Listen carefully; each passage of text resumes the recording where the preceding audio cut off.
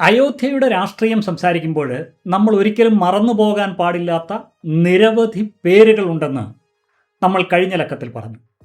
അത് ഇപ്പോൾ ബാബ രാംചരൺ ദാസ് ആയാലും മൗലവി അമീർ അലി ആയാലും ആച്ഛൻ ഖാന്, ശംഭു പ്രസാദ് ശുക്ല, നവാബ് വാജിദ് അലി, ബീഗം ഹസ്രത് മഹൽ, അങ്ങനെ നിരവധി പേരുകളുണ്ട്. ആ കഥയും ചരിത്രവുമാണ് നമ്മൾ പറഞ്ഞു വന്നത്. ഈ കഥയുടെ ഒന്നാം ഭാഗം കണ്ടിട്ടില്ലാത്തവർ ആ വീഡിയോയുടെ ലിങ്ക് ഇപ്പോൾ മുകളിലും താഴെ ഡിസ്ക്രിപ്ഷനിലും കൊടുത്തിട്ടുണ്ട്. താല്പര്യമുള്ളവർക്ക് കാണാം. ഈ കഥ പറഞ്ഞു വരുമ്പോൾ ഒരിക്കലും നമ്മൾ വിട്ടുപോകാൻ പാടില്ലാത്ത ഒരാളുണ്ട്. അദ്ദേഹം ഇന്നും ജീവിച്ചിരിപ്പുണ്ട്.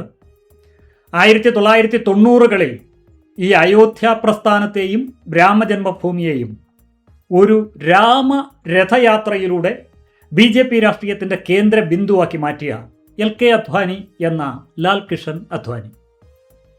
99 വയസ്സുണ്ട് അദ്ദേഹത്തിനിപ്പോൾ. 99കാരനായ അദ്ദേഹം ഡൽഹിയിലെ അതീവ സുരക്ഷാ മേഖലയായ ല്യൂട്ടൻസ് ഡൽഹിയിലെ പൃഥ്വിരാജ് റോഡിലുള്ള 30-ാം നമ്പർ വസതിയിൽ വിശ്രമജീവിതം നയിക്കുകയാണ്. എങ്കിലും ഇന്നും അദ്ദേഹത്തിൻ്റെ കണ്ണും കാതും അയോധ്യയിലേക്ക് തുറന്നിരിപ്പുണ്ട് എന്ന് ഈ കുരുത്തക്കേടെല്ലാം അയോധ്യയിൽ കാണിക്കുന്നവർ അറിയുന്നുണ്ടോ എന്ന് അറിയില്ല. നമുക്കെന്തായാലും നമ്മുടെ കഥ തുടരാം. നമ്മൾ ഏതാണ്ട് 500 വർഷത്തിൽ തുടങ്ങി 170 വർഷത്തിന് മുൻപ് ആണ് കഥ പറഞ്ഞു നിർത്തിയത്. 170 വർഷങ്ങൾക്ക് മുമ്പ് ഈ അയോധ്യയും ഫൈസാബാദും ഉൾപ്പെടുന്ന പ്രദേശം ഭരിച്ചിരുന്നത് അവധ് എന്ന ഒരു രാജവംശമായിരുന്നു. 1857 വിപ്ലവത്തിൻ്റെ തൊട്ട് മുമ്പ് വരെ അവധ് ഭരിച്ചിരുന്നത് ഷിയ മുസ്ലിം വിഭാഗത്തിൽപ്പെട്ട നവാബ് വാജിദ് അലി ഷാ ആയിരുന്നു. എന്നാൽ ഭരണപരമായ പരാജയം ചൂണ്ടിക്കാണിച്ചുകൊണ്ട് 1856 ഫെബ്രുവരിയിൽ ബ്രിട്ടീഷുകാർ അദ്ദേഹത്തെ അധികാരത്തിൽ നിന്ന് പുറത്താക്കുകയും കൊൽക്കത്തയിലേക്ക് നാടുകടത്തുകയും ചെയ്തു. ഇത് ഈ അവധ് മേഖലയിലെ ജനങ്ങൾക്കിടയിൽ ബ്രിട്ടീഷുകാരോട് കടുത്ത അമർഷമുണ്ടാകാൻ ഒരു കാരണമായി. 1857 വിപ്ലവം പൊട്ടിപ്പുറപ്പെട്ടപ്പോൾ ഈ വാജിദ് അലി ഷായുടെ പത്നിയായ ബീഗം ഹസ്രത് മഹൽ തൻ്റെ പ്രായപൂർത്തിയാകാത്ത മകൻ ബിർജിസ് ഖാദറിനെ രാജാവായി പ്രഖ്യാപിക്കുകയും ബ്രിട്ടീഷുകാർക്കെതിരെ യുദ്ധം നയിക്കുകയും ചെയ്തു. അതുകൊണ്ട് തന്നെ 1857 വിപ്ലവകാലത്ത് ഇവിടുത്തെ യഥാർത്ഥ നിയന്ത്രണം വിപ്ലവകാരികളുടെയും ഈ ബീഗം ഹസ്രത് മഹലിൻ്റെയും കൈകളിലായിരുന്നു. അവധ് രാജവംശത്തിലെ ഭരണാധികാരികൾ മുസ്ലിങ്ങളായിരുന്നെങ്കിലും അവിടുത്തെ ജനസംഖ്യയിൽ ഭൂരിഭാഗവും ഹിന്ദുക്കളായിരുന്നു. ചരിത്ര രേഖകൾ പ്രകാരം നവാബുമാരുടെ കാലത്ത് പോലും അവധിലെ ജനസംഖ്യയിൽ 2/3 ഭാഗം ഹിന്ദുക്കളായിരുന്നു. ഏതാണ്ട് 65-70%. മുഗളന്മാരുടെ കാലത്തും പിന്നീട് അവധ് നവാബുമാരുടെ കാലത്തും ഒക്കെ ഫൈസാബാദും ലക്നൌവും ഭരണകേന്ദ്രങ്ങളായിട്ട് മാറി.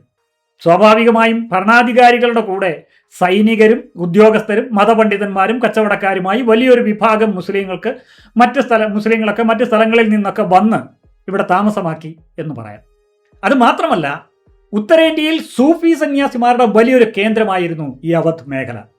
അവരുടെ ആത്മീയമായൊരു സ്വാധീനം കാരണം താഴ്ന്ന ജാതിയിൽപ്പെട്ട ചില വിഭാഗം ആളുകൾ സ്വമേധയാ ഇസ്ലാം മതം സ്വീകരിച്ചിട്ടുണ്ട്.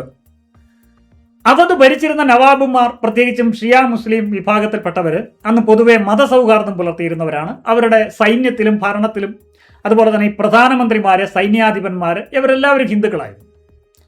അതിനാൽ അവിടെ ഭരണകൂടത്തിൻ്റെ നേതൃത്വത്തിൽ ഒരു വലിയ തോതിലുള്ള നിർബന്ധിത മതപരിവർത്തനങ്ങളൊന്നും നടന്നതായിട്ട് ചരിത്രകാരന്മാരാരും രേഖപ്പെടുത്തിയിട്ടില്ല.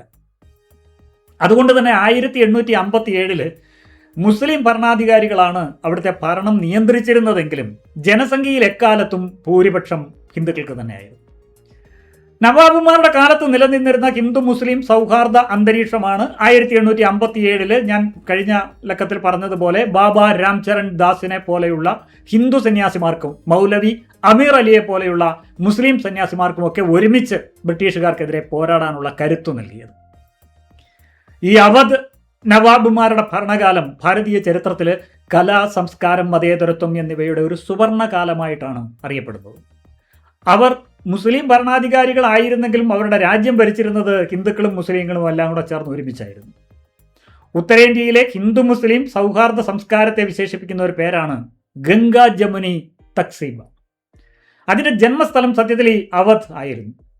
നവാബുമാർ തങ്ങളുടെ പ്രജകളെ മതത്തിൻ്റെ അടിസ്ഥാനത്തിലല്ല കണ്ടിരുന്നത്, ഹിന്ദുക്കളുടെ ഉത്സവങ്ങളായിട്ടുള്ള ദീപാവലിയും ഹോളിയും ഒക്കെ, അതുപോലെ തന്നെ മുസ്ലിങ്ങളുടെ പെരുന്നാളുകളിലും ഒക്കെ നവാബുമാർ നേരിട്ട് അതിലൊക്കെ പങ്കെടുക്കുകയും ആ ആഘോഷങ്ങളിലൊക്കെ പങ്കെടുക്കുകയും കൊട്ടാരത്തിൽ വലിയ ആഘോഷങ്ങളൊക്കെ സംഘടിപ്പിക്കുകയും ചെയ്തിരുന്നു. അവസാനത്തെ നവാബായ ബാജിദ് അലി ഷാ, നാടുകടത്തപ്പെട്ട നവാബിന്റെ കാര്യം ഞാൻ പറഞ്ഞല്ലോ, അദ്ദേഹം ശ്രീകൃഷ്ണന്റെ വലിയൊരു ആരാധകനായിരുന്നു. അദ്ദേഹം കൊട്ടാരത്തിലെ കൃഷ്ണലീലകളെ ആസ്പദമാക്കി വലിയ നൃത്തനാടകങ്ങളൊക്കെ, രാസലീല പോലെയുള്ള നൃത്തനാടകങ്ങളൊക്കെ സംഘടിപ്പിക്കുകയും അതിൽ കൃഷ്ണന്റെ വേഷം അദ്ദേഹം തന്നെ കെട്ടുകയും ഒക്കെ ചെയ്തിരുന്നു. നവാബുമാരുടെ സൈന്യത്തിലും ഭരണത്തിലും ഒക്കെ ഏറ്റവും ഉയർന്ന പദവികളിൽ ഇരുന്നത് എല്ലാം ഹിന്ദുക്കളായിരുന്നു. അവധ് ഭരണകൂടത്തിലെ ഏറ്റവും പ്രധാനപ്പെട്ട ദിവാൻ, അതല്ലെങ്കിൽ പ്രധാനമന്ത്രി, ധനമന്ത്രി, ഈ പദവികളൊക്കെ ദീർഘകാലം അലങ്കരിച്ചിരുന്നത് രാജാ റായ്, രാജാ താക്കുൽ റാ, നവൈ റായ് തുടങ്ങിയ ഹിന്ദു പ്രമാണിമാരായിരുന്നു. അയോധ്യയിലെയും ഫൈസാബാദിലെയും ഒക്കെ പല പ്രമുഖ ഹിന്ദു ക്ഷേത്രങ്ങളുടെയും നിർമ്മാണത്തിനും പുനരുദ്ധാരണത്തിനും ഒക്കെ ഭൂമിയും പണവും ഒക്കെ സംഭാവന നൽകിയിരുന്നത് ഈ മുസ്ലിം നവാബുമാരും അവരുടെ ഹിന്ദു മന്ത്രിമാരും ഒക്കെ ചേർന്നാണ്.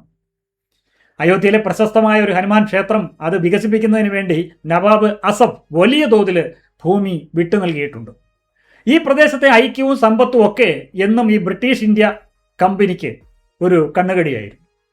1765 ബക്സർ യുദ്ധത്തിന് ശേഷം ബ്രിട്ടീഷുകാർ ഈ അവധ് ഭരണത്തിൽ കുറേശ്ശെ ഇടപെടാൻ തുടങ്ങി. ക്രമേണ ഈ നവാബുമാരുടെ സൈനിക ശക്തിയെ അവർ കുറച്ച് കൊണ്ടുവന്ന് അത് പൂർണ്ണമായിട്ടും ഇല്ലാതാക്കി. 1856 ഈ നവാബ് വാജിദ് അലി ഷായ്ക്ക് ഭരിക്കാൻ അറിയില്ല എന്ന വ്യാജ ആരോപണം ഉന്നയിച്ചുകൊണ്ട് ബ്രിട്ടീഷുകാർ അവധ് രാജ്യം പൂർണ്ണമായും പിടിച്ചടക്കി. അവിടെ മുതലാണ് ഈ അയോധ്യ തർക്കം ആർക്കും പരിഹരിക്കാൻ കഴിയാത്ത വിധത്തിൽ വളരാൻ തുടങ്ങിയത്. ഈ ബാബ രാംചരൺ ദാസിന്റെയും മൗലവി അമീർ അലിയുടെയും ഒക്കെ രക്തസാക്ഷിത്വത്തിന് ശേഷം അയോധ്യ കൂടി ഉൾപ്പെടുന്ന ഈ ഫൈസാബാദ് പൂർണ്ണമായും ബ്രിട്ടീഷുകാരുടെ നിയന്ത്രണത്തിലായി. ഇവിടെ തർക്കം പരിഹരിക്കാൻ വേണ്ടി 1859 സംഘർഷമൊക്കെ ഒഴിവാക്കാനെന്നും പറഞ്ഞിട്ട് ബ്രിട്ടീഷ് ഭരണകൂടം പള്ളിക്ക് ചുറ്റും ഒരു മതിലൊക്കെ കെട്ടി വേർതിരിച്ചു. പള്ളിയുടെ ഉൾഭാഗം മുസ്ലിങ്ങൾക്കും മുറ്റം ഹിന്ദുക്കൾക്കും ആരാധനയ്ക്കായി നൽകി. അതൊരിക്കലും ഒരു പ്രശ്നപരിഹാരമായിരുന്നില്ല. അപ്പോഴാണ് 1885 പള്ളിയുടെ മുറ്റത്ത് ക്ഷേത്രം നിർമ്മിക്കാൻ അനുമതി തേടിക്കൊണ്ട് മഹന്ത് രഘുബീർ ദാസ് എന്ന് പറയുന്ന ഒരാൾ ഫൈസാബാദ് കോടതിയിൽ ആദ്യത്തെ സിവിൽ കേസ് ഫയൽ ചെയ്യുന്നു. അവിടെ മുതൽ ഈ രാമജന്മഭൂമി ബാബറി മസ്ജിദ് തർക്കം കോടതിയിൽ കയറി തുടങ്ങി. എന്നാൽ ഈ അപേക്ഷ അന്ന് കോടതി തള്ളിക്കളഞ്ഞു. ഒരു തരത്തിലും പ്രശ്നം പരിഹരിക്കപ്പെടാൻ സായിപ്പ് ഒരിക്കലും ആഗ്രഹിച്ചില്ല.